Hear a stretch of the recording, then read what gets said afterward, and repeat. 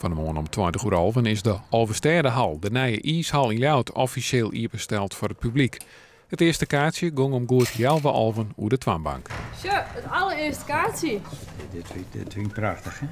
Hoe is dat mogelijk? Ik dat weet ik even later komen, maar... Je bent er maar betiet bij. Het is nog lang niet een openingstijd eigenlijk. Nee, maar ik meen de vertelwoorden hier weer. Maar gejuich ging krijgt om 20:30 de plaatsjes hiepen en kunnen de rieders de baan op. Hey, applaus jongen! De reacties zijn zonder uitzondering enthousiast. Geweldig. Het kleed het omraakt. En mooie ruiten eromheen, we kunnen botten zien. Alle weken gingen wij naar Tialf. En ja goed, dan desdag even naar jaloers onderwijs met de auto daarheen. En dan komen we op fietsen. Prachtig mooi haal, mooi lucht, schitterend. Ja, geweldig. We genieten weer even, hè? In de oren naar die opening beheren daar wel wat vraagtekens zet bij de financiële helbrunst van 2 ijshallen in Friesland. Ljouwert moet jaarlijks 154.000 bezoekers lokken om kostendekkend te werken.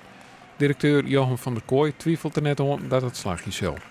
Die 154 is heel voorzichtig begrutten. Die ben ik echt wel onderzocht aantal. Dus ik geloof eerder dat het er volle meer worden dan volle minder. En die afleidt er net onder? Nee, als het ook beslist dat we Thierre in Friesland die in de breedte sport door de topsport, dan kunnen we elkaar alleen maar versterken. Wat het al hieruit kent, 2 hallen in Friesland, dat moet nog blikken. Maar dat Ljouwert en Friesland er een fantastische attractie bij hebben, dat is wel wist.